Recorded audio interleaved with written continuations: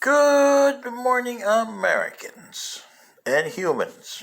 This is your favorite alien sitting in for Paul Harvey on today, Wednesday, November 9th, 2022, the day after the elections here in the U.S., which didn't account for nothing. In fact, you got more extremists there than you did before, and well, extinction and disintegration. But today, I'm doing a story, so stand by for the rest of the story. Well, Americans, the rest of the story today is on slavery, and it's a human people thing. It's not a race thing, it's a people thing, okay? You misunderstand race. Every civilization on this planet, whether white, yellow, red, black, or whatever color they are, have practiced slavery. Yes, especially you African Americans and NAACP people, you practice slavery too, on yourselves. You had big powerhouse civilizations, Mali, Ghana, they practiced slavery. Don't forget the Kush/Nubians that were part of the Egyptian/Greek/Roman on the other side civilizations. You practice slavery worse than those civilizations did. And in the U.S., well, when I was in high school, Jesse Jackson, or Reverend Jackson as you call him, came to the high school. Why they invited him, I have no idea. And he was going to do a speech. I wish he would have done a speech as an African American, not as a proponent of bringing the whites down because they put us in slavery. And that's the type of speech he tried to clamor into the high school kids. And mind you, Balboa High School in the Canal Zone in the mid-70s and late 70s was, I would say, 85% American. And out of that American, of the 85%, 90% were white. Okay? And about 4% were African American. And the rest were whatever came in through the military. Asians. But they were still Americans, okay? So that makes up the 85%. The rest were people from Latin American countries and Panamanians, where Panamanians made up, maybe 1% of the total population of the Balboa High School, 1%, if we were lucky. The remaining were people from other countries, Spain, Britain, that had diplomats there with kids. Okay. Swedes, we had a few Swedes in there too. That's who they were. And here's Mr. Jackson with his spiel that he had. He hasn't changed it since the 1970s. He's still terrible today. And I almost got myself thrown out of Balboa High School because I looked at him and I said, Reverend Jackson, do you know that your race has practiced slavery on itself? In Africa and here in the United States. And he got angry at that. And he said, oh yeah, where in the United States are they going to do that? And this is the rest of the story, Americans, especially for you African Americans.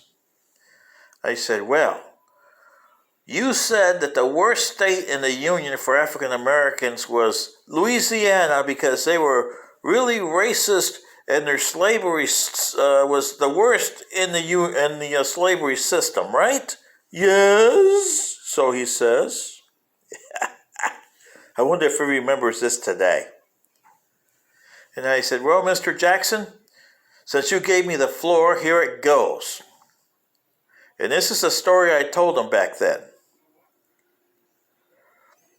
There was a certain guy who in 1828 bought this tract of land in the Plaquemine parish of Louisiana by New Orleans. His name was Andrew Mumford. He was a doctor. And he bought this plot of land in 1828 for $75,000. That was a huge amount of money in those days for anybody, let alone for him. He bought 6 slaves. Eventually, by the time his death in 1859, he had 77 slaves. 77. He was a renowned guy. As a slave owner, though, he wasn't particularly liked. Because according to the other slave owners at the time, and these are people from Louisiana, mind you, as you put them, the worst slave owners in the history of slavery in the United States. Yes. And they said that Mr. Mumford treated his slaves worse than some of them treated theirs. Their living conditions were deplorable. He gave them next to nothing to food to eat. And this is according to them. White slaveries. Okay?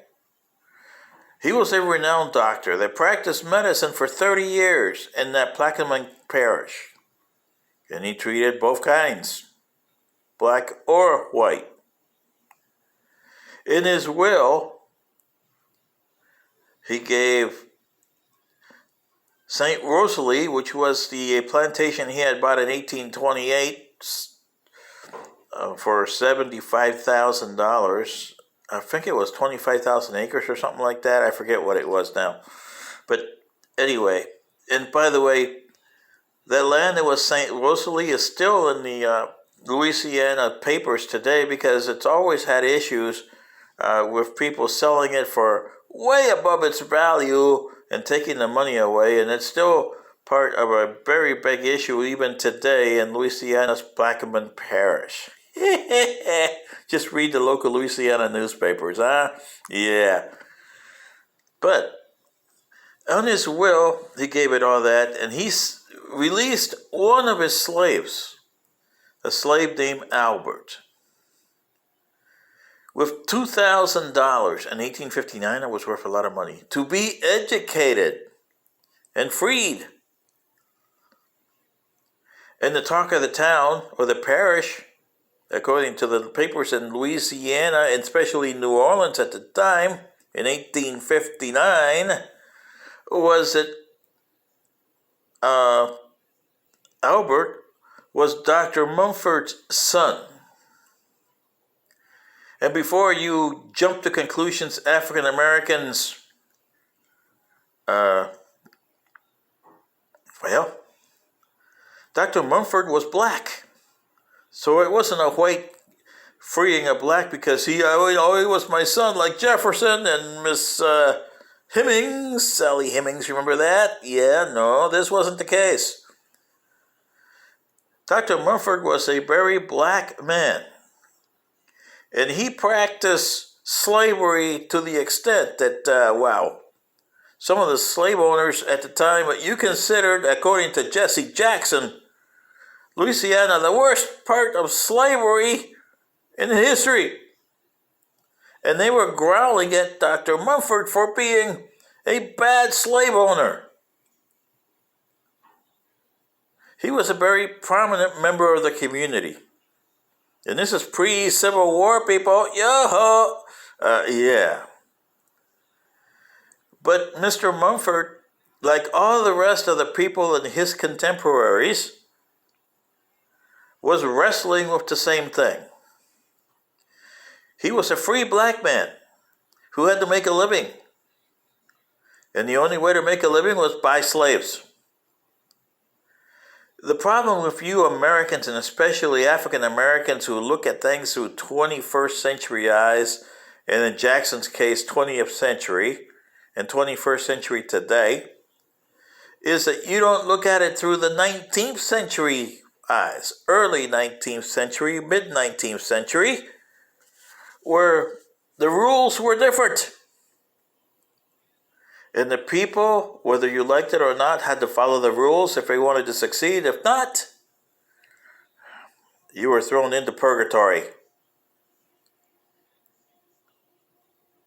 And Dr. Mumford, he followed the rules. Sure, he sometimes would clubber and talk to his friends and say, I know what I'm doing is wrong, but I have to make a living.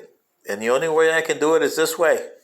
Because that's the rules that the Creator has endowed us with. Well, it may have not be true, but your Creator gave you something that you had, free will, and you can do with it as you please. Dr. Mumford did. He followed the society as it was back then. Is he bad? It depends on how you look at it. You can't tell that he was a bad slave owner, because a lot of them were that way. But in Louisiana, when you had other slave owners that were white complaining about the way he treated the slaves, and he was black. See, African Americans, there is another side of the story. But I don't blame Dr. Mumford. He was part of the society that he came in. You are part of the society today. 70 or 150 years from now, if you're descendants of you African Americans who are yelling for reparations and slavery today, they'll be looking at you like, what the hell were you doing? Because they're looking at it through their eyes. How society will be then, if you have one, because you're scheduled for extinction. All your races are. So you see, there's always a side to one story, and this is the rest of the story. Dr. Mumford being a black man, a doctor to boot, but a slave owner of black people.